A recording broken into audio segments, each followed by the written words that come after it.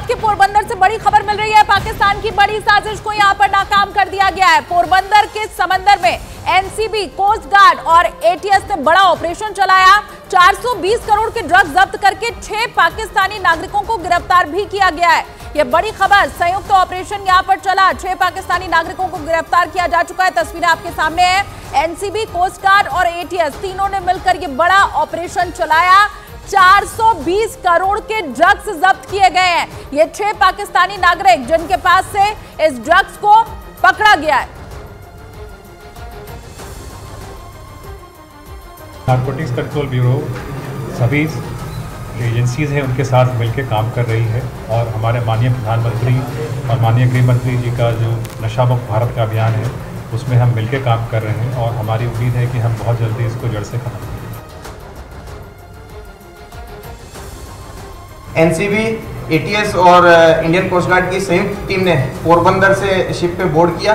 इस particular information वाली जगह पर जब ये लोग गए तो वहाँ पे एरिया में जनरल राडार से सर्वेलेंस करने पे इस पर्टिकुलर टाइम पर उन्हें एक सस्पेक्टेड बोट दिखाई दी। इस बोट को उन्होंने इंटरसेप्ट किया। बोट को चेक करने पे इसमें 6 पाकिस्तानी बंदे मिले। ये सभी जो लोग हैं वो पश्चिमी ग्वादर बलूचिस्तान पाकिस्तान के रहने वाले हैं। इस बोट की जब चेकिंग की गई तो इसमें 60 पैकेट्स मिले। इन 60 पैकेट्स को प्राथमिक रूप से जो देखने पे लगता है कि ये मेथाम्फेटामाइन है और इसकी मिनिमम क्वांटिटी 60 किलो इन 60 पैकेट्स में है। तो इसकी जो अंतर्राष्ट्रीय मार्केट की कीमत है वो लगभग 420 करोड़ होनी चाहिए। एंड अभी जो कोस्ट गार्ड और एनसीबी और एटीएस की टीम है वो इन सभी आरोपी और जत्थे को लेकर पोरबंदर पोस्ट पे पहुंची है और आगे की कार्रवाई इसमें चालू है।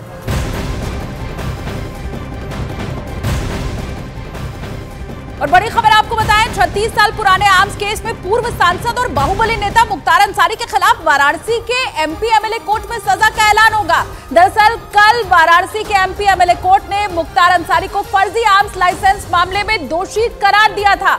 मुख्तार अंसारी बांदा जेल से वीडियो कॉन्फ्रेंसिंग के जरिए कोर्ट में पेश हुए थे। आज भी मुख्तार अंसारी वीडियो कॉन्फ्रेंसिंग के जरिए ही पेश होंगे। बताएं आपको कि 1990 में इस मामले में एफआईआर दर्ज की गई थी और उसमें कहा गया था कि मुख्तार अंसारी ने 1987 में तत्कालीन जिला अधिकारी आलोक रंजन और तत्कालीन एसपी देवराज नागर का फर्जी हस्ताक्षर करके आर्म्स का लाइसेंस बनवा लिया था। और राजस्थान में भी कांग्रेस ने 10 प्रत्याशियों की पहली सूची जारी कर दी है। लेकिन बड़ी बात यह कि इस सूची में ना तो अशोक गहलोत का नाम है, ना ही सचिन पायलट का नाम है। गोविंद सिंह डोटासरा का नाम भी गायब है। भंवर जितेंद्र सिंह जैसे दिग्गज के नाम भी इस लिस्ट से गायब है। राजस्थान में इन दिग्गजों के प्रभाव वाली सीटों पर नए चेहरों को उतार दिया गया है। अब ऐसे में बीजेपी आरोप लगा रही है कि कांग्रेस मोदी लहर से घबरा गई है और इसीलिए उनके बड़े नेता हार के डर में चुनावी मैदान में उतरने से भाग रहे हैं।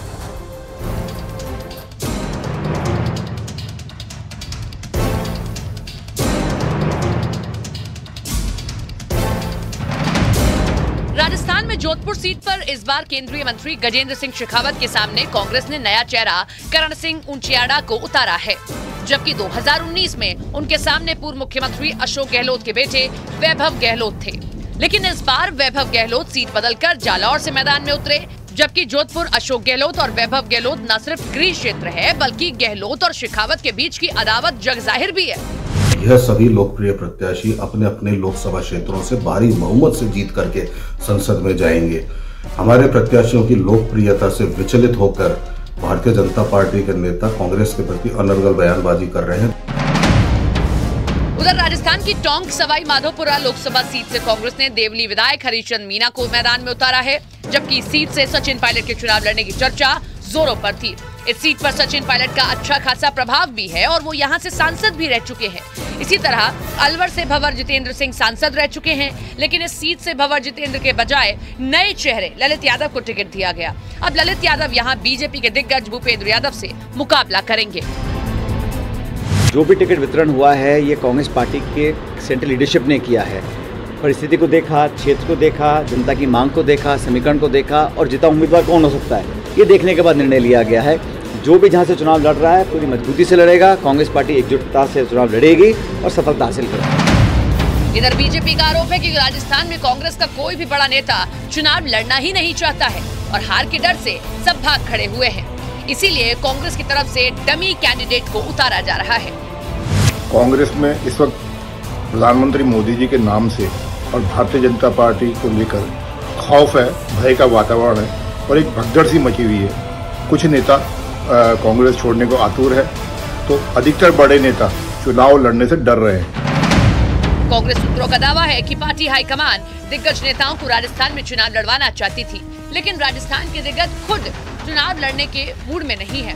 यही वजह है कि 10 सीटों वाली राजस्थान की पहली सूची में ज्यादातर नए चेहरे उतारे गए। अभी 15 सीटों पर उम्मीदवारों की घोषणा बाकी है। देखना है कि क्या कांग्रेस इन बची सीटों पर दिग्गजों को चुनाव लड़ने के लिए मना पाएगी या नहीं। Bhavani Singh, Jaipur, news 18 India.